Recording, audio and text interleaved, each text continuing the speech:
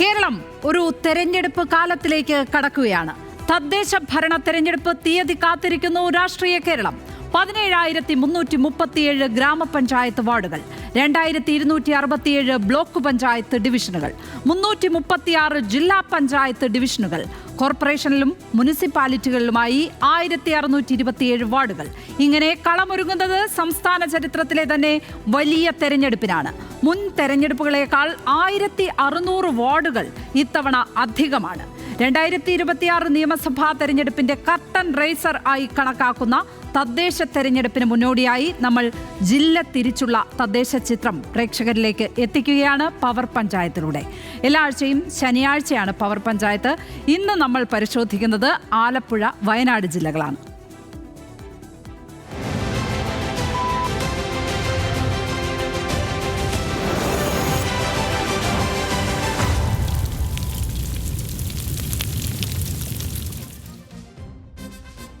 പുന്നപ്ര വയലാർ സമര പോരാട്ടങ്ങളുടെ മണ്ണ്, കയർ കർഷക മത്സ്യത്തൊഴിലാളികളുടെ വിയർപ്പിൽ നിന്നും ഉരുവം കൊണ്ട രാഷ്ട്രീയ ഭൂമിക.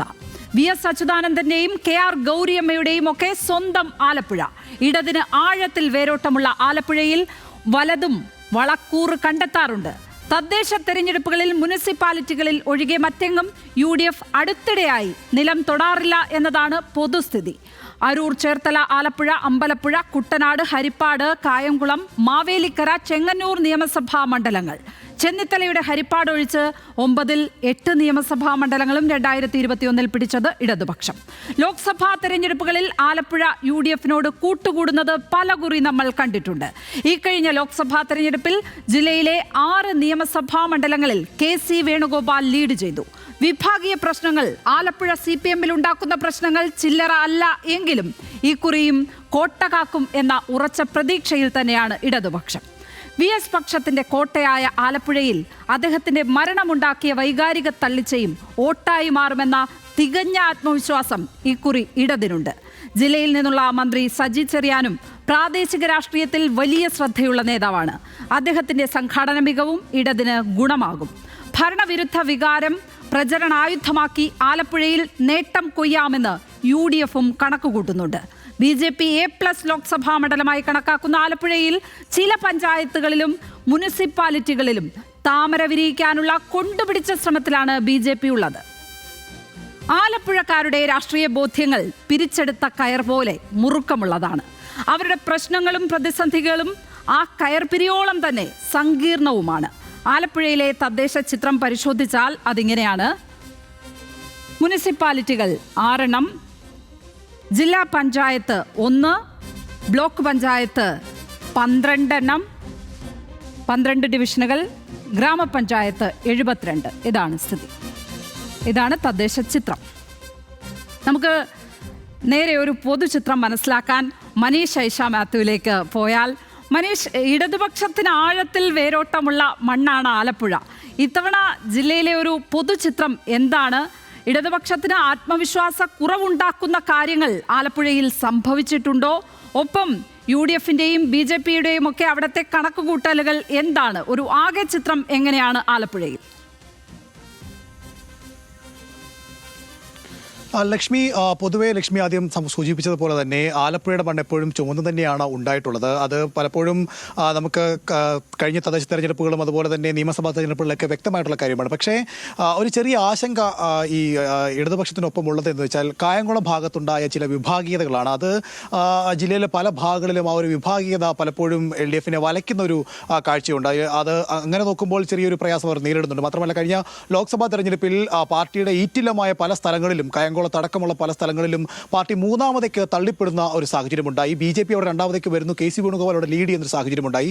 മാത്രമല്ല, ഈ ഭരണമുള്ള അല്ലെങ്കിൽ മുനിസിപ്പാലിറ്റികളും അതുപോലെ തന്നെ ബ്ലോക്ക് പഞ്ചായത്തുകളും ഒക്കെ വലിയ മൃഗീയ ഭൂരിപക്ഷത്തോടെ ഇടതുപക്ഷം ഭരിക്കുന്ന സ്ഥലത്ത് പലപ്പോഴും ബൂത്തുകളിലടക്കം വോട്ട് ഭൂരിപക്ഷം കുറയുന്നതും പലയിടങ്ങളിലും BJPയും അതുപോലെ തന്നെ കോൺഗ്രസും ഒക്കെ മുന്നേറുന്ന ഒരു കാഴ്ചയുണ്ടായിരുന്നു. അത് ചെറിയ രീതിയിലൊരു ആശങ്ക ഇടതുപക്ഷത്തിന് ഉണ്ടാക്കുന്നുണ്ട് എന്നുള്ളൊരു യാഥാർത്ഥ്യമാണ്. പക്ഷേ അപ്പോഴും ഈ ഏറ്റവും അവസാനം കയർ മേഖലയിൽ ഉണ്ടാക്കിയ ചില മാറ്റങ്ങൾ, അതായത് ഏറ്റവും ഒടുവിൽ നിലവിൽ കയർ മേഖലയിൽ വേതനത്തിൽ നൽകിയ വർധനവ്, ഈ കഴിഞ്ഞ ദിവസം നടത്തിയ കയർ കോൺക്ലേവ് അടക്കമുള്ള കാര്യങ്ങൾ അടിസ്ഥാന വർഗത്തെ പാർട്ടിക്കൊപ്പം നിർത്താൻ സഹായിക്കുമെന്നുള്ളതാണ് LDF പ്രധാനമായും കരുതുന്നത്. അത്തരത്തിലുള്ള ചില നീക്കങ്ങൾ പാർട്ടിയെ അടിസ്ഥാന വർഗവുമായി ചേർത്ത് നിർത്തുന്നതിൽ ഉതകുമെന്നാണ് കരുതുന്നത്. കാരണം കഴിഞ്ഞ ലോക്സഭയിലൊക്കെ അവർക്കുണ്ടായ ഒരു വിള്ളൽ അല്ലെങ്കിൽ അവർക്കുണ്ടായ ഒരു നീരസമൊക്കെ വോട്ടിനെ ബാധിച്ചു എന്നാണ് അവർ വിലയിരുത്തുന്നത്. പക്ഷേ അപ്പോഴും തദ്ദേശ തെരഞ്ഞെടുപ്പിലേക്ക് വരുമ്പോൾ ഇതായിരിക്കില്ല ചിത്രം എന്ന് തന്നെയാണ് ഇടതുപക്ഷം ഉറച്ചു വിശ്വസിക്കുന്നത്. അതിൽ മാറ്റങ്ങൾ ഉണ്ടാകും, വ്യക്തിപരമായ കാര്യങ്ങൾ കടന്നു വരും. അതുകൊണ്ട് തന്നെ വോട്ടുകൾ LDFിലേക്ക് മടങ്ങിയെത്തുന്ന ഒരു സാഹചര്യം ഉണ്ടാകും. അതുകൊണ്ട് ഒരു മികച്ച വിജയം തന്നെ നേടാൻ കഴിയുമെന്നുള്ളതാണ് പ്രതീക്ഷ. ഇനിയിപ്പോൾ കോൺഗ്രസിലേക്ക് വരികയാണെങ്കിൽ കഴിഞ്ഞ ഏറെക്കാലമായി കോൺഗ്രസിൽ ചില പ്രശ്നങ്ങളൊക്കെ തന്നെ ഈ ആലപ്പുഴയിൽ ഉണ്ടായിരുന്നു എന്നുള്ളതാണ്. അതുകൊണ്ട് തന്നെയാണ് അവർക്ക് പല പ്രശ്നങ്ങളും നേരിടേണ്ടി വന്നത്. പക്ഷേ KC വേണുഗോപാലിൻ്റെ മടങ്ങി വരവ് അവരെ സംബന്ധിച്ചിടത്തോളം വലിയൊരു പോസിറ്റീവാണ് ആലപ്പുഴയിൽ സമ്മാനിച്ചിട്ടുള്ളത്. കാരണം കഴിഞ്ഞ KC വേണുഗോപാൽ ലോക്സഭാ സ്ഥാനാർത്ഥിയായിട്ട് ഇവിടെ എത്തുന്നു. ഇവിടെ നിന്ന് വലിയ ഭൂരിപക്ഷത്തിൽ, ചരിത്ര ഭൂരിപക്ഷത്തിൽ വിജയിക്കുന്നു. അതിന് പിന്നോട്ട് നോക്കുമ്പോൾ കോൺഗ്രസ് ഇവിടെ വിവിധ പരിപാടികൾ സംഘടിപ്പിക്കുന്നത് നമുക്ക് കാണാൻ കഴിഞ്ഞിട്ടുണ്ട്. അതിപ്പോൾ നഗരത്തിലാണെങ്കിലും ആലപ്പുഴ ജില്ല മൊത്തത്തിലാണെങ്കിലും നോക്കുകയാണെങ്കിൽ കോൺഗ്രസിന് ഒരു പ്രത്യേക ഉണർവ് KC വേണുഗോപാലിൻ്റെ വരവോടുകൂടി ഉണ്ടായിട്ടുണ്ട്. പല വിഭാഗീയതകളും അദ്ദേഹത്തിൻ്റെ ഇടപെടലിലൂടെ പറഞ്ഞ് അവസാനിപ്പിക്കാൻ കഴിഞ്ഞു എന്നുള്ളതാണ് കോൺഗ്രസ് നേതൃത്വം പറയുന്നത്. അങ്ങനെയെങ്കിൽ ഈ KC വേണുഗോപാലിൻ്റെ വരവും അതിനോടൊപ്പം തന്നെ ഇടതുപക്ഷത്തോടുള്ള ഒരു ചെറിയ നീരസമൊക്കെ വോട്ടായി മാറുമെന്നുള്ളതാണ് അവരുടെ പ്രത്യാശ എന്ന് പറയുന്നത്. ഈ കായംകുളം അടക്കമുള്ള LDFിൻ്റെ ഈറ്റിലങ്ങളിൽ പോലും കോൺഗ്രസ് ലീഡ് ചെയ്തു എന്നുള്ളത് അവരെ സംബന്ധിച്ചിടത്തോളം ഒരു ശുഭ പ്രതീക്ഷ നൽകുന്ന ഒരു കാര്യമാണ്. ഇനി നമ്മൾ BJPയിലേക്ക് വരികയാണെങ്കിൽ ശോഭാ സുരേന്ദ്രൻ ചരിത്രത്തിൽ തന്നെ ഏറ്റവും മികച്ച വോട്ടാണ് BJPയെ സംബന്ധിച്ചിടത്തോളം ആലപ്പുഴയിൽ കഴിഞ്ഞ ലോക്സഭയിൽ നേടിയത്. പ്രത്യേകിച്ച് കായംകുളത്തും ഹരിപ്പാടുമൊക്കെ അവർ രണ്ടാമതെത്തുന്ന ഒരു സാഹചര്യം. മാത്രമല്ല 3 ലക്ഷം വോട്ടോളം ഈ പറയുന്ന ലോക്സഭാ തെരഞ്ഞെടുപ്പിൽ അവർ നേടി എന്നുള്ളത് വലിയ രീതിയിൽ BJPക്ക് ഒരു ആത്മവിശ്വാസം പകരുന്നുണ്ട്. പ്രത്യേകിച്ച് ശോഭാ സുരേന്ദ്രൻ്റെ രാഷ്ട്രീയ പ്രവർത്തനം, അതായത് ഈ ലോക്സഭയിലെ അവരുടെ തിരഞ്ഞെടുപ്പ് അജണ്ടയൊക്കെ തന്നെ വളരെ സാധാരണ ആളുകളോട് ചേർന്ന് നിന്നു. പ്രത്യേകിച്ച് കുടുംബശ്രീ വഴിയായിരുന്നു അവർ കൂടുതലും വോട്ട് തേടൽ നടത്തി. അതുകൊണ്ട് തന്നെ സ്ത്രീകളെയൊക്കെ കയ്യിലെടുക്കുന്നതിൽ ശോഭാ സുരേന്ദ്രൻ ഒരു പരിധിവരെ വിജയിച്ചിട്ടുണ്ട് എന്നുള്ളത് തന്നെയാണ് BJPയുടെ BJPയുടെ A+ മണ്ഡലമാക്കുന്നതിൽ ശോഭാ സുരേന്ദ്രൻ വഹിച്ച പങ്ക് ഒട്ടും ചെറുതല്ല. അത് വ്യക്തിപരമായ വോട്ടുകൾ കൂടി അവർക്ക് സമാഹരിക്കാൻ കഴിഞ്ഞിട്ടുണ്ട്. നേരത്തെ മനീഷ് പറഞ്ഞതുപോലെ അവിടേക്ക് KC വേണുഗോപാൽ എത്തിയതും അവിടുത്തെ പോരാട്ടം വല്ലാത്ത വിധത്തിൽ ശക്തമാക്കിയിട്ടുണ്ട്. തീപ്പാറുന്ന ഒരു പോരാട്ടം തന്നെ നമുക്ക് പ്രതീക്ഷിക്കാം. കാരണം അത്രയും പ്രബലരാണ്. ഇങ്ങനെ നേർക്കുനേർ നിന്ന് ഇവരൊന്നുമല്ല മത്സര രംഗത്തുള്ളതെങ്കിൽ കൂടിയും ഇവരുടെ ഒരു സാന്നിധ്യമായിരിക്കും അവിടുത്തെ രാഷ്ട്രീയത്തെ നിർണ്ണയിക്കാൻ പോകുന്നത് എന്ന കാര്യത്തിൽ സംശയം വേണ്ട. അതുകൊണ്ട് തന്നെ തീപ്പാറുന്ന പോരാട്ടം ആലപ്പുഴയിൽ ഉണ്ടാകും എന്ന കാര്യത്തിൽ ആർക്കും സംശയം വേണ്ട. നമുക്ക് മുനിസിപ്പാലിറ്റികളിലേക്ക് വന്നാൽ മുനിസിപ്പാലിറ്റികൾ 6 എണ്ണമാണുള്ളത്. അത് നോക്കിയാൽ അറിയാം. UDF 3, LDF 3 ഈ നിലയിലാണ്. UDF ചെങ്ങന്നൂർ, മാവേലിക്കര, ഹരിപ്പാട് മുനിസിപ്പാലിറ്റികൾ ഭരിക്കുന്നു. LDF ഭരിക്കുന്നത് ആലപ്പുഴ, കായംകുളം, ചേർത്തല മുനിസിപ്പാലിറ്റികളാണ് ഭരിക്കുന്നത് എന്ന് കാണാം. അങ്ങനെ ഒരു വലിയ ഒരു അങ്ങോട്ടും ഇങ്ങോട്ടും വലിയ ശക്തമായ ഒരു പോര് തന്നെ നമുക്ക് കാണാൻ സാധിക്കുന്നു എന്നുള്ളതാണ്. ആലപ്പുഴ മുനിസിപ്പാലിറ്റി പരിശോധിച്ചാൽ ഇതാണ് സ്ഥിതി. LDF 35, UDF 11, NDA 3, അവിടെ SDPക്ക് ഒരു സീറ്റുണ്ട്, അത് ശ്രദ്ധിക്കണം. PDP 1, സ്വതന്ത്രർ 1 എന്നുള്ള നിലയിലാണ് സ്ഥിതി. ഇതാണ് കക്ഷിനില. UDFിൽ നിന്നും ഇടതുപക്ഷം ഭരണം വീണ്ടെടുക്കുന്ന കാഴ്ചയാണത് 2020 നമ്മൾ കണ്ടത്. വ്യക്തമായ ആധിപത്യത്തോടെ ഇടതുപക്ഷം അധികാരത്തിൽ വന്നു. SDPയും PDPയും ഓരോ സീറ്റ് വീതം നേടിയിട്ടുണ്ട് എന്നുള്ളത് ആലപ്പുഴയുടെ രാഷ്ട്രീയത്തിൻ്റെ ഒരു പ്രത്യേകത തന്നെയാണ്. ആലപ്പുഴയിൽ SDP നേതാവ് ഷാൻ വധക്കേസിനും അതിന് പ്രതികാരമായി BJP നേതാവ് രഞ്ജിത്ത് ശ്രീനിവാസനെ വധിച്ചതുമൊക്കെ പ്രേക്ഷകരുടെ ഓർമ്മയിൽ കാണുമല്ലോ. ആ നിലയ്ക്ക് ഒരു വർഗീയ ധ്രുവീകരണ ശ്രമങ്ങൾ അവിടെ നടക്കുന്നുണ്ട് എന്നുള്ള ആരോപണമുണ്ട്. ഈ കൊലപാതകങ്ങളെ വോട്ടാക്കി മാറ്റാനുള്ള ശ്രമങ്ങൾ തദ്ദേശ തെരഞ്ഞെടുപ്പിൽ BJPയും SDPയും ഒക്കെ നടത്തും എന്ന കാര്യത്തിൽ ഏതായാലും സംശയം വേണ്ട. നമുക്കിനി ചെങ്ങന്നൂരിലേക്ക് പോകാം. ചെങ്ങന്നൂരിൽ ഇതാണ് സ്ഥിതി. ചെങ്ങന്നൂരിൽ ഭരിക്കുന്നത് UDF ആണ്. 14 ഇങ്ങനെയാണ് കക്ഷിനില. അതിൽ പ്രത്യേകതയുള്ളത്, ഏറ്റവും പ്രത്യേകതയുള്ള കാര്യം അവിടെ പ്രധാന പ്രതിപക്ഷ സ്ഥാനത്തുള്ളത് NDA ആണ് എന്നുള്ളതാണ്. BJP 7 ഇടങ്ങളിലാണ് ഉള്ളത്. LDF വെറും 3 സ്ഥലങ്ങളിൽ മാത്രമാണ് ചെങ്ങന്നൂരിൽ ഉള്ളത് എന്നുള്ളതാണ് ഏറ്റവും വലിയ പ്രത്യേകത. ചെങ്ങന്നൂരിൻ്റെ മുഖ്യ പ്രതിപക്ഷമായി തന്നെ BJP ഉണ്ട്. ചെങ്ങന്നൂർ പിടിക്കാം എന്ന ശക്തമായ ആത്മവിശ്വാസം തന്നെ BJP കുറി വച്ചു പുലർത്തുന്നു എന്നുള്ളതാണ്. അതിശക്തമായ പ്രവർത്തനം തന്നെ അവർ അവിടെ കാഴ്ചവെക്കാൻ സാധ്യതയുണ്ട്. അടുത്ത മാവേലിക്കരയിലേക്ക് പോയാൽ അവിടെ ഭരണം UDFനാണ്. ഇങ്ങനെയാണ് അതാ അവിടെ ഇത് വളരെ സവിശേഷമായ ഒരു കക്ഷിനിലയാണ്. പ്രേക്ഷകർക്ക് നോക്കിയാൽ മനസ്സിലാക്കാൻ കഴിയും. മൂന്ന് മുന്നണികളും ഒപ്പത്തിനൊപ്പം എന്ന് പറയുന്ന സ്ഥിതി. 9-9-9 അതിനകത്ത് ഒരു സ്വതന്ത്രൻ കൂടിയുണ്ട്. അവിടെയും ഇതുപോലെ NDA വലിയ പ്രതീക്ഷ വച്ച് പുലർത്തുന്ന ഒരു സ്ഥലമാണ്. അവിടെ LDF വിമതൻ KV ശ്രീകുമാറിനെ കൂട്ടുപിടിച്ചിട്ടാണ് UDF ഭരണം നേടിയത് എന്നുള്ള കാര്യം ശ്രദ്ധിക്കണം. കാലാവധി കഴിഞ്ഞിട്ടും മുനിസിപ്പൽ അധ്യക്ഷ സ്ഥാനം രാജിവെക്കാതിരുന്ന KV ശ്രീകുമാറിനെ ഒടുവിൽ UDFന് അവിശ്വാസത്തിലൂടെ പുറത്താക്കേണ്ടി വരികയും ചെയ്തു. ഇടതുപക്ഷത്തിന്റെ ഘടകകക്ഷിയായ ജനാധിപത്യ കേരള കോൺഗ്രസ് കൂടി ചേർന്നാണ് കോൺഗ്രസിനൊപ്പം അവിശ്വാസ പ്രമേയത്തിന് നോട്ടീസ് നൽകിയത് എന്നുള്ള ഏറ്റവും വിചിത്രമായ ഒരു വസ്തുത കൂടിയുണ്ട്. അവിശ്വാസത്തെ അനുകൂലിച്ച് അവിടെ ഇടതുപക്ഷം വോട്ട് ചെയ്തു. പിന്നീട് നടന്ന തെരഞ്ഞെടുപ്പിൽ ജനാധിപത്യ കേരള കോൺഗ്രസിന്റെ പിന്തുണയോടെ UDF ഭരണം പിടിക്കുന്ന കാഴ്ച കണ്ടു. അപ്പോഴേക്കും ഈ LDF വിമതനായ KV ശ്രീകുമാർ സ്വന്തം പാളയത്തിലേക്ക് ഖർവാപ്പസിയാകുന്നതും ആണ് നമ്മൾ കണ്ടത്. അങ്ങനെ വളരെ വിചിത്രമായ രാഷ്ട്രീയ സാഹചര്യം. ഈ മുന്നണി ബന്ധം എന്നൊക്കെ പറയുന്നത് തദ്ദേശ ഭരണത്തിലേക്കൊക്കെ വരുമ്പോൾ അത് പലപ്പോഴും അപ്രസക്തമാകുന്ന കാഴ്ച നമ്മൾ ആലപ്പുഴ പോലെ അത്രയും രാഷ്ട്രീയ ബോധ്യമുള്ള ഒരിടത്തുപോലും കാണുന്നു എന്നുള്ളതാണ് ഏറ്റവും വലിയ സവിശേഷത. ഇനി മാവേലിക്കരയിലേക്ക് പോയാൽ നമുക്ക് ഹരിപ്പാടാണ്. ഹരിപ്പാട് മുനിസിപ്പാലിറ്റിയിൽ ഇതാണ് അവസ്ഥ. ഭരണം UDFനാണ്. UDF 14 LDF 10 NDA 5. അവിടെ വ്യക്തമായ ഭൂരിപക്ഷം UDFനുള്ളത് നമുക്ക് കാണാൻ സാധിക്കും. നേരെ കായംകുളം പോവാം. കായംകുളത്ത് ഇതാണ്. LDF ആണ് ഭരിക്കുന്നത്. അവിടെ 22, UDF 18, NDA 3, സ്വതന്ത്രൻ 1. ഇവിടെയും വ്യക്തമായ ആധിപത്യം നമുക്ക് കാണാൻ സാധിക്കും. ഇനി ചേർത്തലയിലേക്ക് പോയാൽ ചേർത്തല മുനിസിപ്പാലിറ്റിയിൽ ഭരണം LDF ആണ്. LDF 18, UDF 10, NDA 3. ഇതാണ് സ്ഥിതി. മനീഷ്, നേരത്തെ ഈ അവിടുത്തെ വിഭാഗീയ പ്രശ്നങ്ങളെക്കുറിച്ച് സംസാരിക്കുമ്പോൾ G. സുധാകരൻ എന്ന മുതിർന്ന നേതാവിൻ്റെ അടുത്തിടെയുള്ള നിലപാടുകൾ അത് പലപ്പോഴും പാർട്ടിയോട് ഒരു പിണക്കമുള്ളതുപോലെ നമുക്ക് തോന്നുന്ന വിധത്തിലുള്ള അദ്ദേഹത്തിൻ്റെ ബൈറ്റുകൾ വരാറുണ്ട്. അതേസമയം VSൻ്റെ ആ ശവകുടീരത്തിലടക്കം പോയത് അദ്ദേഹം ഒറ്റയ്ക്ക് പോകുന്ന ഒരു സ്ഥിതി ഉണ്ടായിട്ടുണ്ട്. അപ്പോൾ അദ്ദേഹത്തിൻ്റെ ഈ ഒരു പിണങ്ങി നിൽക്കൽ എന്തെങ്കിലും തരത്തിലൊക്കെ അവിടെ CPMനെ ദോഷകരമായി ബാധിക്കും എന്ന് കരുതുന്നുണ്ടോ? അതുമായി ബന്ധപ്പെട്ട് പറയുകയാണെങ്കിൽ എന്താണ് പങ്കുവയ്ക്കാനുള്ളത്?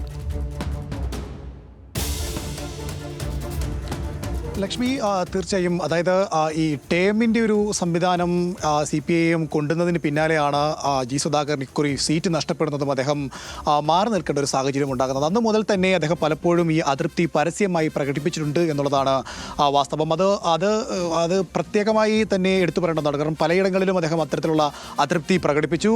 അതുമാത്രമല്ല, അമ്പലപ്പുഴയിൽ അദ്ദേഹത്തിൻ്റെ വീടിനോട് ചേർന്ന് തന്നെ കിലോമീറ്ററുകൾ മാത്രം ദൂരത്തിൽ നടന്ന അമ്പലപ്പുഴയുടെ ഏരിയ സമ്മേളനത്തിൽ പോലും അദ്ദേഹത്തിന് ക്ഷണം ഉണ്ടായിരുന്നില്ല എന്നുള്ളതും ശ്രദ്ധേയമായ ഒരു കാര്യമായിരുന്നു. അപ്പോൾ അത് ഈ ഒരു തലമുറകളുടെ പ്രശ്നം ഈ G. സുധാകരനുമായി ബന്ധപ്പെട്ട് ഇവിടെ നിലനിൽക്കുന്നുണ്ട് എന്നുള്ളതാണ്. യുവതലമുറയിൽപ്പെട്ട H. സലാം അടക്കമുള്ള ആളുകൾക്ക് ആ കാര്യത്തിൽ ഈ സുധാകരൻ്റെ പലപ്പോഴുള്ള തുറന്നു പറച്ചിലുകളൊക്കെ നീരസം ഉണ്ടായിട്ടുണ്ട്. അത് അവർ പരസ്യമായി വ്യക്തമാക്കുകയും ചെയ്തിട്ടുള്ളതാണ്. അത് ഒരു വശത്ത് ഉണ്ട് എങ്കിൽ പോലും അത് കാര്യമായി ബാധിച്ചേക്കില്ല എന്നുള്ളത് തന്നെയാണ് ഈ ഇടത് നേതൃത്വത്തിൻ്റെ ഒരു പ്രതീക്ഷ എന്ന് പറയുന്നത്. കാരണം G. സുധാകരനുമായി ബന്ധപ്പെട്ട് അദ്ദേഹം പാർട്ടിയിൽ നിന്നെല്ലാം നേടിയ ഒരാളാണ് എന്നൊരു ഒരു വിഭാഗത്തിന് ഇപ്പോഴും അങ്ങനെ ഒരു പക്ഷമുണ്ട്. കാരണം അദ്ദേഹത്തിന് പാർട്ടി നൽകാൻ ഇനി ഒന്നും തന്നെ ബാക്കിയില്ല. അങ്ങനെയുള്ളപ്പോൾ അദ്ദേഹം ഈ വിശ്രമവേളയിൽ അല്ലെങ്കിൽ അദ്ദേഹം ഈ പാർട്ടിയിൽ നിന്ന് മാറി നിൽക്കുന്ന അല്ലെങ്കിൽ ഇങ്ങനെ MLA സ്ഥാനത്ത് നിന്നൊക്കെ മാറി നിൽക്കുന്ന ഒരു സാഹചര്യത്തിൽ പാർട്ടിക്ക് ഉതകുന്ന തരത്തിലേക്ക് സംസാരിക്കുന്നതിന് പകരം പലപ്പോഴും അദ്ദേഹം പാർട്ടിയെ പ്രതിരോധത്തിലാക്കുന്ന ഒരു സാഹചര്യമുണ്ട്. അതിൽ പലർക്കും നേതൃത്വത്തിനടക്കം നീരസമുണ്ടെങ്കിൽ പോലും അത് ബാധിക്കില്ല എന്നുള്ളത് തന്നെയാണ് LDFൻ്റെ ഒരു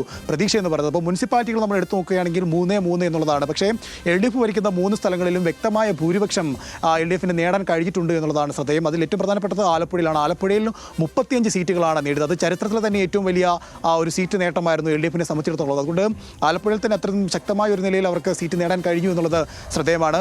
ലക്ഷ്മി സൂചിപ്പിച്ചതുപോലെ തന്നെ ചെങ്ങന്നൂരിൽ അതുപോലെ തന്നെ ഒരു ശ്രദ്ധേയമായ ഒരു മണ്ഡലം ഒരു മുനിസിപ്പാലിറ്റി ആയിട്ട് മാറുന്നുണ്ട്. പ്രത്യേകിച്ച് അവിടെ NDAക്കുണ്ടായ ഒരു സ്വാധീനം, BJP അവിടെ 7 സീറ്റുകൾ വിജയിക്കുന്നു എന്നുള്ളത് തന്നെയാണ് അതിനെ പ്രത്യേകമായി നിർത്തുന്നത്. ഇനിയിൽ നമ്മൾ നേരത്തെ സൂചിപ്പിച്ച വിഭാഗീയതയുടെ പ്രശ്നം CPMനെ അലട്ടുന്നത് കായംകുളത്തും ഹരിപ്പാടും ഒക്കെയാണ്. അവിടെ നിലവിലിപ്പോൾ 5 സീറ്റാണ് സീറ്റാണ് NDA ഉള്ളതെങ്കിൽ ഹരിപ്പാട് 3 അതുപോലെ തന്നെ കായംകുളത്ത് 5 ഇത് ഈ ഒരു സംഖ്യ ഉയർത്താനുള്ള ശ്രമങ്ങൾ BJPയുടെ ഭാഗത്തു നിന്ന് ശക്തമായിട്ടുണ്ട്. പ്രത്യേകിച്ച് ബിബിനൊക്കെ മാറിയ ഒരു സാഹചര്യത്തിൽ BJP പാളയം വിട്ട് BJPയിലേക്ക് പാളയം തേടിപ്പോയ ഒരു സാഹചര്യത്തിലൊക്കെ അത്തരത്തിലുള്ള ഒരു മാറ്റങ്ങൾ ഉണ്ടാവാൻ സാധ്യത. കോൺഗ്രസ് സംബന്ധിച്ചിടത്തോളെങ്കിലും കായംകുളത്ത് ഇപ്പോൾ ഒരു അവർക്ക് അനുകൂലമായ ഒരു സാഹചര്യമുണ്ട് എന്നുള്ളതാണ് അവർ വിലയിരുത്തൽ. കാരണം കഴിഞ്ഞ വർഷം 22-18 എന്നുള്ളതാണ് സംഖ്യ. അങ്ങനെയെങ്കിൽ ഇക്കുറി ഒരു 3 സീറ്റും കൂടി നേടാൻ കഴിഞ്ഞാൽ ആ ഭരണം പിടിച്ചെടുക്കാൻ UDF സംബന്ധിച്ചിടത്തോളം കഴിയുമെന്നൊരു സാഹചര്യമുണ്ട്. അതുകൊണ്ട് തന്നെ അത് എങ്ങനെയും മുതലെടുക്കുക, ആ ഒരു ഭരണത്തിലേക്ക് തിരിച്ചെത്തുക എന്നുള്ളതായിരിക്കും അവരും ശ്രമിക്കുന്നത്. ആലപ്പുഴയിൽ അവർക്ക് സംഭവിച്ചത്, അതായത് ആലപ്പുഴ നഗരസഭയിൽ അവർക്ക് സംഭവിച്ചത് വിഭാഗീയത തന്നെയായിരുന്നു അവരെ അലട്ടിയതെന്നുള്ള പ്രശ്നം. അത്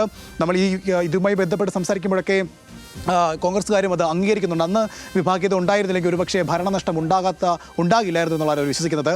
അപ്പോൾ ആ ഭരണം തിരിച്ചു പിടിക്കുന്നതിന് വേണ്ടി വിഭാഗീയതകളെ പറഞ്ഞു തീർക്കുക എന്നുള്ളതാണ് അവർ ആദ്യഘട്ടത്തിൽ ചെയ്തിരിക്കുന്നത്.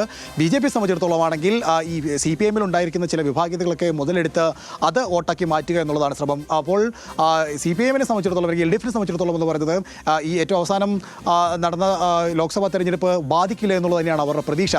മുതിർന്ന നേതാവായിട്ടുള്ള G. സുധാകരനൊക്കെ ഇടഞ്ഞു നിൽക്കുന്ന സാഹചര്യമാണെങ്കിൽ പോലും അത് അവരുടെ കോർ വോട്ടുകളെ ബാധിക്കാത്ത ഒരു സാഹചര്യം ഉണ്ടാകുമെന്ന് തന്നെയാണ് അവർ പ്രതീക്ഷിക്കുന്നത്. അങ്ങനെയെങ്കിൽ ഇക്കുറി കൂടുതൽ മുനിസിപ്പാലിറ്റികൾ കൈയടക്കുന്നതിന് LDF-ന് സാധിക്കുമെന്നാണ് അവർ വിലയിരുത്തുന്നത്. BJP അവിടെ ഏതെങ്കിലും മുനിസിപ്പാലിറ്റികൾ കാര്യമായി പ്രതീക്ഷ വയ്ക്കുന്നുണ്ടോ? ഈ ചെങ്ങന്നൂരൊക്കെ അങ്ങനെ അവർക്ക് വലിയ പ്രതീക്ഷ തോന്നുന്ന വിധത്തിലുള്ളൊരു നമ്പറാണ് ഏതായാലും നമുക്ക് ഇവിടെ കാണാൻ സാധിക്കുന്നത്.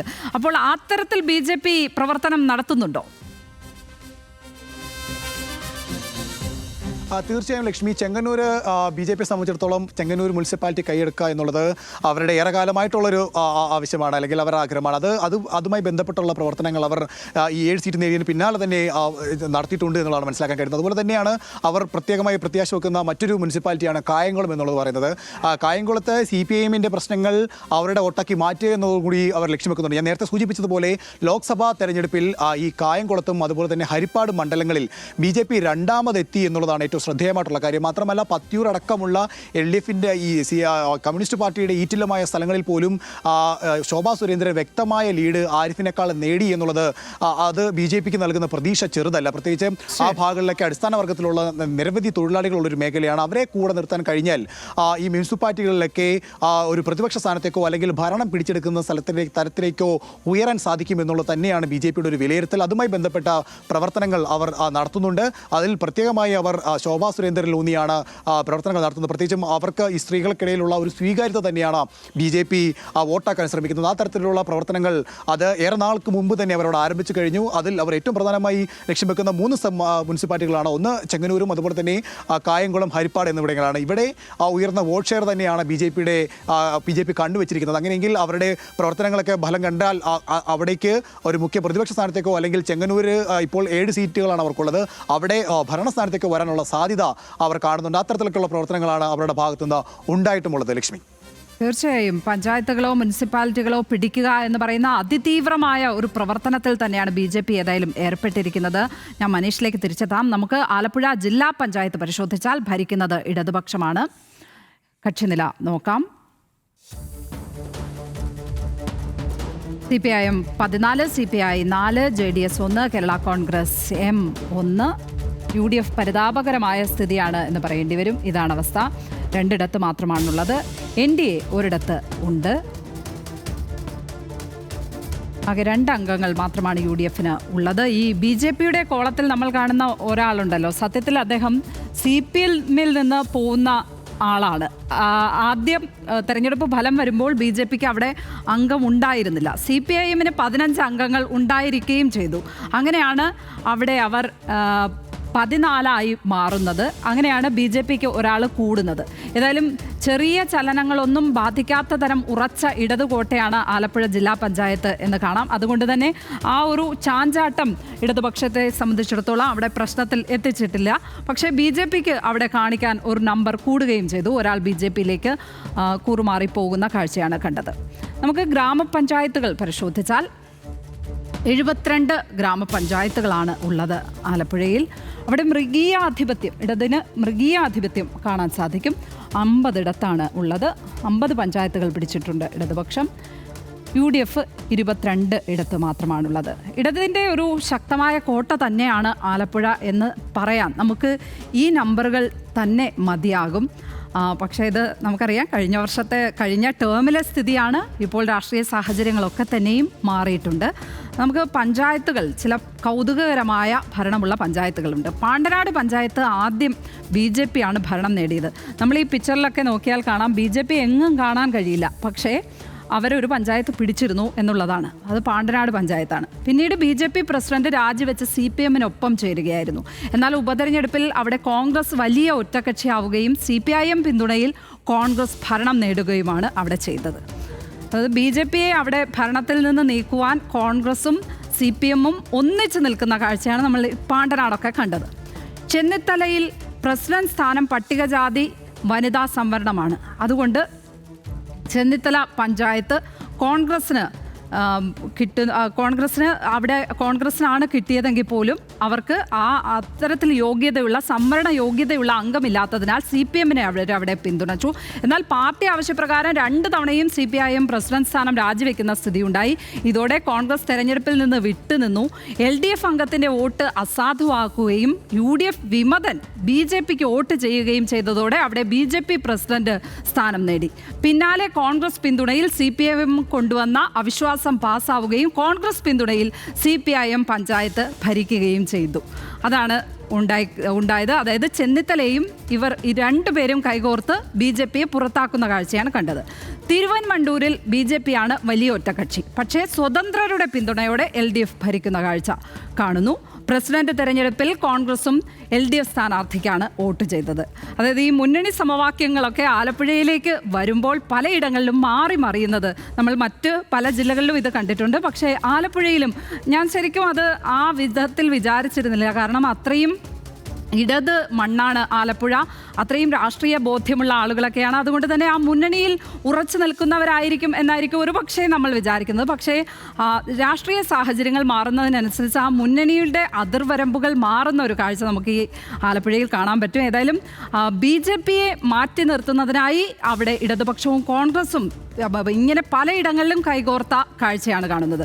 ഇനി കോടംതുരുത്ത് ഗ്രാമപഞ്ചായത്തിലേക്ക് വന്നാൽ അവിടെ BJP-യുടെ ഭരണം LDF പിന്തുണയോടെ UDF പിടിച്ചെടുക്കുന്നത് കാണാൻ പറ്റും. ചുരുക്കത്തിൽ ഈ പാണ്ടനാട്, ചെന്നിത്തല, തിരുവൻമണ്ടൂർ, കോടംതുരുത്ത് എന്നിവിടങ്ങളിൽ ഇരു മുന്നണികളും ചേർന്ന് BJP-യെ പുറത്തു നിർത്തുന്ന കാഴ്ചയാണ് കാണാൻ സാധിക്കുന്നത്. പാണ്ടനാട് ആദ്യഘട്ടത്തിൽ BJP-ക്ക് ഭരണം കിട്ടി. പിന്നീടാണ് നമ്മൾ നേരത്തെ പറഞ്ഞ പോലെ അങ്ങനെ പുറത്താക്കിയതെങ്കിലും ബാക്കി എല്ലായിടത്തും ഇങ്ങനെ കപ്പിനും ചുണ്ടിനും ഇടയിൽ BJP-ക്ക് ഭരണം നഷ്ടമാകുന്നതാണ് കണ്ടത്. ഈ പഞ്ചായത്തുകളെല്ലാം പിടിക്കുക എന്ന നിലയിൽ ശക്തമായ ഗ്രൗണ്ട് വർക്ക് തന്നെയാണ് BJP നടത്തുന്നത്.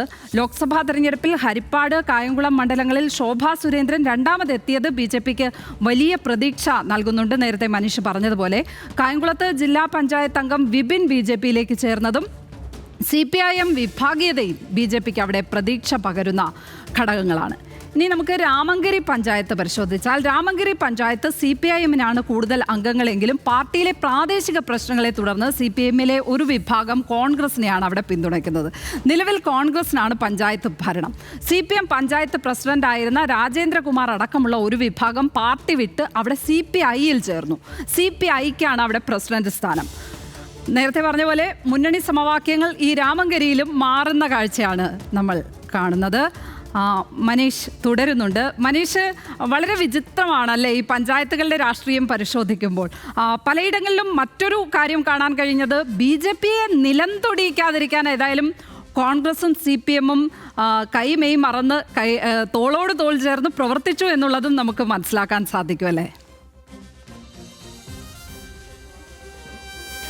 തീർച്ചയായും ലക്ഷ്മി, ഇതിൽ ഏറ്റവും രസകരമുള്ള മറ്റൊരു കാര്യം എന്ന് പറയുന്നത് ചെന്നിത്തല പഞ്ചായത്ത് എന്ന് പറയുന്നത് കോൺഗ്രസിൻ്റെ മുൻ പ്രതിപക്ഷ നേതാവായിട്ടുണ്ടായിരുന്ന രമേശ് ചെന്നിത്തലയുടെ സ്വന്തം പഞ്ചായത്താണ്. അവിടെയാണ് നിലവിലിപ്പോൾ കോൺഗ്രസ് പിന്തുണയോടെ LDF ഭരിക്കുന്നത്. അത് നേരത്തെ ലക്ഷ്മി സൂചിപ്പിച്ചതുപോലെ തന്നെ അവിടെ ഈ സംവരണ സീറ്റാണ് പ്രസിഡന്റ് സ്ഥാനത്തേക്ക് പ്രധാനമായി വരിക. അപ്പോൾ അങ്ങനെ വരുമ്പോൾ BJP ഭരിക്കേണ്ടതില്ല, അത് LDF ഭരിച്ചാലും സാരമില്ല, BJP ഭരിക്കേണ്ടതില്ല എന്നൊരു നിലപാടാണ് ഈ LDF-ഉം അതുപോലെ തന്നെ UDF-ഉം പല പഞ്ചായത്തുകളിലും നടത്തിയിരിക്കുന്നത്. അതുകൊണ്ട് തന്നെയാണ് 4 പഞ്ചായത്തുകളിൽ ഭരണം നേടിയിട്ടും അല്ലെങ്കിൽ ഏതെങ്കിലും ഒരു ഘട്ടത്തിൽ ഭരണത്തിലേക്ക് വന്നിട്ടും അവിടെ നിന്ന് പടിയിറങ്ങേണ്ട ഒരു സാഹചര്യം BJPക്ക് ഉണ്ടായത്. ഒറ്റകക്ഷിയായിട്ട് ഉള്ള പഞ്ചായത്തുകളിൽ പോലും അവർക്ക് ഭരിക്കാൻ പറ്റാത്തൊരു സാഹചര്യമാണ് LDFും അതുപോലെ തന്നെ UDFും ചേർന്ന് ഉണ്ടാക്കിയെടുത്തത്. അതിൽ പ്രധാനമായും ഈ BJP നേതാക്കൾ നമ്മൾ പലപ്പോഴും അവർ സംസാരിക്കുമ്പോഴും അവർ പറഞ്ഞതാണ് 2 പേരെന്നൊക്കെ പറയുമെങ്കിൽ പോലും അവരിവിടെ ഒറ്റക്കെട്ടായിട്ടാണ് നിൽക്കുന്നത്. BJP പുറത്താക്കുക എന്നുള്ളത് മാത്രമാണ് അവരുടെ ലക്ഷ്യം. അതിൻ്റെ പേരിലാണ് ഇവർ പലയിടത്തും കൈ കോർത്തിരിക്കുന്നത് എന്നുള്ളതാണ്. നമുക്ക് നോക്കുകയാണെങ്കിൽ ഇപ്പോൾ തന്നെയും പറഞ്ഞ 3,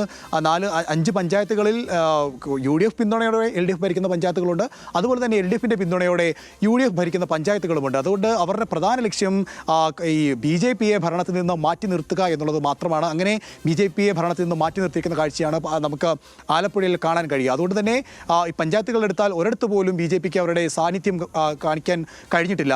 72 ആണെങ്കിൽ 50, 22 എന്നുള്ള സംഖ്യയിലേക്ക് ഇരു മുന്നണികളും തൃപ്തിപ്പെടുന്നു എന്ന് നമുക്ക് മനസ്സിലാക്കേണ്ടി വരും. ഈ പ്രദേശത്തൊക്കെ തന്നെ ഈ പറഞ്ഞ പാണ്ടനാടാണെങ്കിലും തിരുവനന്തപുരം ആണെങ്കിലും ചെന്നിത്തല അടക്കമുള്ള സ്ഥലങ്ങളിൽ ഇക്കുറി ഭരണം നേടുക എന്നുള്ളതാണ് BJPയുടെ പ്രധാന ലക്ഷ്യം. തങ്ങളെ പുറത്താക്കിയ LDF, UDF മുന്നണികളെ പരാജയപ്പെടുത്തിക്കൊണ്ട് ഭരണത്തിലേക്ക് എത്തിക്കുക എന്നുള്ളതാണ് അവർ ലക്ഷ്യം വെക്കുന്നത്. ഇനി രാമങ്കരിയിലേക്ക് വരികയാണെങ്കിൽ അവിടെ സ്ഥിതി മറ്റൊരു വ്യത്യസ്തമായ തരത്തിലേക്കാണ് പോകുന്നത്. CPIMന് നല്ല ഭൂരിപക്ഷമുള്ള ഒരു പഞ്ചായത്താണ്. പക്ഷേ അവരുടെ ചില പ്രാദേശിക പ്രശ്നങ്ങൾ മൂലം ഒരു വിഭാഗം കോൺഗ്രസ് കൊണ്ടുവന്ന അവിശ്വാസത്തെ പിന്തുണയ്ക്കുകയും അവിടെ നിന്ന് പ്രസിഡന്റിന് സ്ഥാനം നഷ്ടപ്പെടുകയും ചെയ്തു. പിന്നീട് അയാൾ CPIയുടെ ഭാഗമാകുന്നു.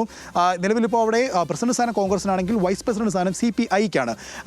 അത് കുട്ടനാടുമായി ബന്ധപ്പെട്ട് ഏറെക്കാലമായി ഈ CPIയിലും CPMലും ഉണ്ടാകുന്ന ചില വിഭാഗീയതകളാണ് ഇതിലേക്ക് നയിച്ചിട്ടുള്ളത്. ആ പ്രശ്നങ്ങളൊക്കെ ഒരു വിധത്തിൽ പരിഹരിച്ചു എന്ന നേതൃത്വം പറയുമ്പോൾ പോലും ഇപ്പോഴും അതൊക്കെ തന്നെ നിലനിൽക്കുന്ന ഒരു സാഹചര്യമുണ്ട്. ആ ഒരു സവിശേഷമാണ്, സങ്കീർണമാണ് ആലപ്പുഴയുടെ രാഷ്ട്രീയ സാഹചര്യം എന്ന് നമുക്ക് വ്യക്തമായി പറയാൻ കഴിയും. ഒരു നേരത്തെ പറഞ്ഞ പോലെ കപ്പിനും ചുണ്ടിനും ഇടയിൽ BJPക്ക് പല പഞ്ചായത്തുകളുടെയും ഭരണം നഷ്ടപ്പെടുന്ന കാഴ്ച കണ്ടു. അത് ഇടതും വലതും കൈകോർത്ത് നിന്നുകൊണ്ട് BJPയെ പുറത്താക്കുന്ന കാഴ്ചയാണ്. അത് ഈ തെരഞ്ഞെടുപ്പിലും ആ തന്ത്രങ്ങളൊക്കെ പയറ്റാൻ കഴിയുമോ എന്നുള്ളതാണ്. കാരണം BJP അതിശക്തമായി തന്നെ ഗ്രൗണ്ടിൽ പ്രവർത്തിക്കുന്നു എന്നുള്ള ഒരു പ്രത്യേകത കൂടിയുണ്ട് ഇത്തവണ. അതുകൊണ്ട് ഈ നമ്പറുകളൊക്കെ ഇതുപോലെ ആയിരിക്കുമോ ഇനി കാണുക എന്ന് നമുക്ക് ഈ ഘട്ടത്തിൽ എന്തായാലും പറയാൻ വയ്യ. ബ്ലോക്ക് പഞ്ചായത്തുകളിലേക്ക് പോയാൽ ബ്ലോക്ക് പഞ്ചായത്തിൽ ഇടതിൻ്റെ തേരോട്ടം തന്നെയാണ് കാണാൻ കഴിയുന്നത്. LDF 11, UDF 1 എന്ന് പറയുന്ന സ്ഥിതിയാണ്. ഈ UDFന് ആകെ കിട്ടിയത് ചമ്പക്കുളം ബ്ലോക്കാണ്. അത് തന്നെ UDFന് കിട്ടിയത് നറുക്കെടുപ്പിലൂടെ എന്നുള്ളതാണ്. ഭാഗ്യത്തിൻ്റെ ഒരു ബലത്തിലാണ് അവിടെ ആ ഒരു ബ്ലോക്ക് ഏതായാലും UDFന് കിട്ടിയത്. മനീഷ്, 2015 BDJS ഫാക്ടർ ആലപ്പുഴയിൽ ഉണ്ടായിരുന്നു എന്നുള്ളത് നമുക്ക് കാണാൻ സാധിക്കുമായിരുന്നു. 2020 അവർ അപ്രസക്തരാകുന്നതാണ് കണ്ടത്. ഇക്കുറി അവർ സാന്നിധ്യം അറിയിക്കുമോ? എന്താണ് ആലപ്പുഴയിലെ BDJSന്റെ ശക്തിയും ദൗർബല്യവും ഒക്കെ? ലക്ഷ്മി, 2015 ശേഷം ഒരു ശക്തമായ ഇതിലേക്ക് എത്താൻ BDJSന് കഴിഞ്ഞിട്ടില്ല എന്നുള്ളത് തന്നെ യാഥാർത്ഥ്യം. അത് നമ്മൾ സംസ്ഥാനം ഒട്ടാകെ പരിശോധിക്കുവാണെങ്കിൽ പോലും അവരുടെ ശക്തിയിലുണ്ടായ ഒരു ക്ഷയം നമ്മൾ കണ്ടിട്ടുള്ളതാണ്. അത് ആലപ്പുഴയിൽ തുടരുന്നൊരു സാഹചര്യമാണ്. ഞാൻ നേരത്തെ പറഞ്ഞതുപോലെ തന്നെ ആലപ്പുഴയിലെ മത്സരങ്ങളൊക്കെ ഈ ഘടകകക്ഷികളെക്കാൾ കൂടുതൽ അത് LDFും UDFും കോൺഗ്രസും CPIയും അതുപോലെ തന്നെ BJPയിലേക്ക് മുന്നണികളിൽ ഏറ്റവും ശക്തരായിട്ടുള്ളവർ തമ്മിൽ മത്സരിക്കുന്ന ഒരു സാഹചര്യമാണ് പലപ്പോഴും ആലപ്പുഴയിൽ ഉണ്ടായിട്ടുള്ളത്. ഈ സമീപകാലത്തുണ്ടായ പല കാര്യങ്ങളും എടുത്തു വെച്ച് നോക്കുമ്പോൾ ഒരുപക്ഷെ BDJS അവരുടെ ഒരു ശക്തി തെളിയിക്കാനുള്ള സാധ്യത ഉണ്ടെങ്കിൽ പോലും അപ്പോഴും ഈ CPIമിനാണെങ്കിലും കോൺഗ്രസിനാണെങ്കിലും BJPക്കാണെങ്കിലും ഒക്കെ അവർക്ക് ഉള്ള ചില കോർ വോട്ടുകൾ അത് അങ്ങനെ തന്നെ നിലനിൽക്കുമെന്നുള്ളതാണ് ഈ നേതൃത്വത്തിൻ്റെയൊക്കെ ഒരു പ്രതീക്ഷ എന്ന് പറയുന്നത്.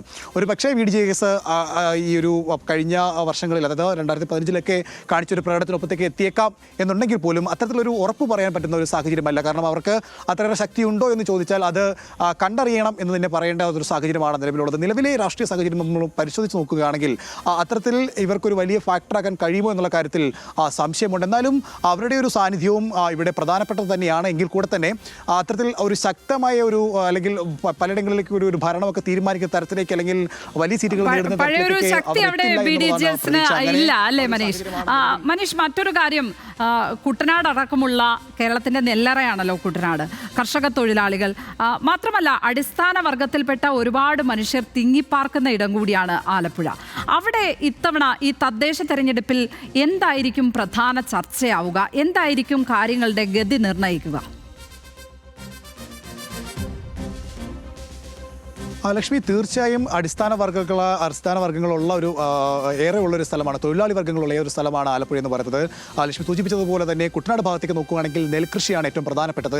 അവിടെ നിലവിൽ ഇപ്പോൾ ഈ നെല്ല് സംഭരിക്കുന്നതിനും അതിൻ്റെ സംഭരണത്തിൻ്റെ തുക അനുവദിക്കുന്നതിലുമൊക്കെ വലിയ പ്രതിസന്ധികൾ നേരിടുന്നുണ്ട്. സംസ്ഥാന സർക്കാർ പറയുന്നത് അത് കേന്ദ്ര സർക്കാരിന് സബ്സിഡി ലഭിക്കാത്തത് കൊണ്ടാണ്, കേന്ദ്ര സർക്കാരിൻ്റെ കാര്യമായ സഹായം ലഭിക്കാത്തത് കൊണ്ടാണെന്ന് പറയുമ്പോൾ BJP ചെയ്യുന്നത് അവിടെ നിന്ന് കേന്ദ്രത്തിൽ നിന്ന് കേന്ദ്ര സംഘത്തെ എത്തിച്ച് ഈ കർഷകരുടെ പ്രശ്നം പഠിക്കാൻ എന്ന പേരിൽ ഇവരിലേക്ക് ഇറങ്ങിച്ചെല്ലുന്ന ഒരു സാഹചര്യമാണ് നമുക്ക് കാണാൻ കഴിയുന്നത്. കഴിഞ്ഞ ദിവസമൊക്കെ തന്നെ അതുമായി ബന്ധപ്പെട്ട ചില സന്ദർശനങ്ങളൊക്കെ നടന്നിരുന്നു. അതിൽ സജി ചെറിയാനൊക്കെ പറഞ്ഞത് ഇതുവരെ സബ്സിഡി പോലും നൽകാത്ത, പ്രളയകാലത്ത് നമുക്ക് ലഭിക്കേണ്ടിയിരുന്ന ഫണ്ട് പോലും തടഞ്ഞ കേന്ദ്ര സർക്കാർ ഇപ്പോൾ കാണിക്കുന്നത് ഒരു രാഷ്ട്രീയ തന്ത്രം മാത്രമെന്നാണ്. അത് തന്നെയാണ് BJP ഇവിടെ ലക്ഷ്യം വെക്കുന്നത്. പ്രത്യേകിച്ച് നെൽകർഷകരെ ഒപ്പം നിർത്തുന്നതിന് വേണ്ടി അവരൊരു നെൽകർഷകർക്കുമായി ബന്ധപ്പെട്ട ഒരു സംഘടന തന്നെ ആരംഭിച്ചിട്ടുണ്ട്. അതിൽ രക്ഷാധികാരി കുമ്മനം രാജശേഖരനാണ്. അപ്പോൾ അങ്ങനെ അവർ നേതൃത്വത്തിലുള്ള ഏറ്റവും മുതിർന്ന ആളുകൾ തന്നെ ഉൾപ്പെടുത്തിക്കൊണ്ടൊരു നെൽകർഷക സമിതി തുടങ്ങിയിരിക്കുന്നു.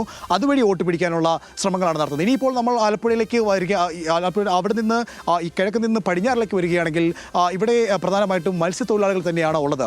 മത്സ്യത്തൊഴിലാളികൾക്ക് അവർ നേരിടുന്ന ചില ഏറെ പ്രശ്നങ്ങളുണ്ട്. പ്രത്യേകിച്ച് ഈ മത്സ്യബന്ധനവുമായി ബന്ധപ്പെട്ട അപകടമുണ്ടാകുമ്പോൾ കോസ്റ്റ് ഗാർഡിന് ഓടിച്ചെല്ലാൻ കഴിയാത്ത ചില സാഹചര്യങ്ങൾ ഉണ്ടാകുന്നു. അതുപോലെ തന്നെ പലപ്പോഴും ഈ ഏറ്റവും ഒടുവിലുണ്ടായിരിക്കുന്ന ഈ അമേരിക്ക തിരുവ അടക്കമുള്ള കാര്യങ്ങളിൽ ചെമ്മീൻ കൃഷി അടക്കമുള്ളവർക്ക് വലിയ രീതിയിലുള്ള നാശനഷ്ടം ഉണ്ടാകുന്നുണ്ട്. പ്രത്യേകിച്ച് ഇറക്കുമതി തിരുവയൊക്കെ കൂട്ടിയൊരു സാഹചര്യത്തിൽ അവർക്ക് ഇവിടെ നിന്ന് സാധനങ്ങൾ കയറ്റി അയക്കാൻ പറ്റാത്തൊരു സാഹചര്യം, അവരുടെ വിപണി നഷ്ടമാകുന്നൊരു സാഹചര്യമുണ്ട്. അതുകൊണ്ട് തന്നെ അതും ഒരു പ്രധാനപ്പെട്ട കാര്യമാണ്. അതുപോലെ തന്നെ മറ്റൊരു കാര്യം ഈ കയർ മേഖലയായിരുന്നു. കയർ മേഖലയിൽ ഏറെക്കാലമേ കഴിഞ്ഞ 9 വർഷമായി ഈ അവരുടെ കൂലി ഉയർത്തുന്നില്ല എന്നുള്ളൊരു പ്രധാനപ്പെട്ട ആരോപണമാണ് പ്രതിപക്ഷമൊക്കെ ഉയർത്തി കാണിച്ചിരുന്നത്. പക്ഷേ കഴിഞ്ഞ ഏതാനും നാളുകൾക്ക് മുമ്പ് അവർക്ക് കൂലിയിൽ ഒരു വർധനവ് ഉണ്ടാക്കുകയും അത് കൂടാതെ തന്നെ കഴിഞ്ഞ ദിവസം ഇവിടെ ഒരു കയർ കോൺക്ലേവ്, കയർ മേഖലയിലെ പ്രശ്നങ്ങൾ പഠിക്കുന്നതിന് വേണ്ടിയുള്ള കയർ കോൺക്ലേവ് സർക്കാരിൻ്റെ ഭാഗത്തു നിന്ന് നടപ്പാക്കുകയും ചെയ്തു. അതുകൊണ്ട് തന്നെ തങ്ങളിൽ നിന്ന് അകന്നു പോകുന്ന അടിസ്ഥാന വർഗത്തെ കൂടെ നിർത്താൻ വേണ്ടിയുള്ള എല്ലാ ശ്രമങ്ങളും 3 മുന്നണികളും നടത്തുന്നുണ്ട് എന്നുള്ളത് തന്നെയാണ് ഏറ്റവും ശ്രദ്ധേയം. കാരണം ആലപ്പുഴയിലെ തദ്ദേശ തെരഞ്ഞെടുപ്പിൽ ട്രംപിന്റെ പകരച്ചുങ്കം അടക്കം ചർച്ചയാകും എന്നുള്ളതാണ്. കാരണം ട്രംപിന്റെ ഈ പകരച്ചുങ്കം ആലപ്പുഴയിലെ ചെമ്മീൻ കെട്ടുകളെ പോലും ബാധിക്കുന്ന വിധത്തിലാണ്. അതിൽ ഉറപ്പായും മറുപടി പറയേണ്ടി വരിക BJP ആയിരിക്കും. കാരണം പാളിയ നയതന്ത്രത്തിന് മറുപടി പറയേണ്ടി വരിക BJP തന്നെയാണ്. BJPയെ ആ വിധത്തിൽ അവിടുത്തെ മത്സ്യത്തൊഴിലാളികൾ ചോദ്യമുനയിൽ നിർത്തും എന്ന് നമുക്ക് ഏതായാലും പ്രതീക്ഷിക്കാം. മനീഷ് ഐഷ മാത്യു ആണ് വിവരങ്ങൾ പങ്കുവച്ചത്, വിശദമായ വിവരങ്ങൾ ആലപ്പുഴയുമായി ബന്ധപ്പെട്ട് പങ്കുവച്ചത്. തദ്ദേശ തെരഞ്ഞെടുപ്പിൽ തികഞ്ഞ ആത്മവിശ്വാസം ഇടതുപക്ഷം ആലപ്പുഴയിൽ പ്രകടിപ്പിക്കുന്നുണ്ട്. എന്നാൽ ലോക്സഭാ തെരഞ്ഞെടുപ്പിൽ കണ്ട മുന്നേറ്റം ആവർത്തിക്കാമെന്നും ഭരണവിരുദ്ധ വികാരം പ്രചരണായുധം ആക്കാമെന്നും UDF കണക്കുകൂട്ടുന്നു. കഴിഞ്ഞ തവണ കപ്പിനും ചുണ്ടിനും ഇടയിൽ കൈവിട്ട പഞ്ചായത്തുകൾ, ഒപ്പം ചില മുനിസിപ്പാലിറ്റികളിൽ എങ്കിലും ഭരണം നേടുക എന്നുള്ളതാണ് അവിടുത്തെ BJPയുടെ ലക്ഷ്യം. ശക്തമായ രാഷ്ട്രീയ സ്വപ്നങ്ങൾക്ക് പിറകെ തന്നെയാണ് BJP ഉള്ളത്. കണ്ടറിയണം കോശി എന്നേ ആലപ്പുഴയുടെ തദ്ദേശ ഗതി സംബന്ധിച്ച് നമുക്കിപ്പോൾ പറയാനാകൂ.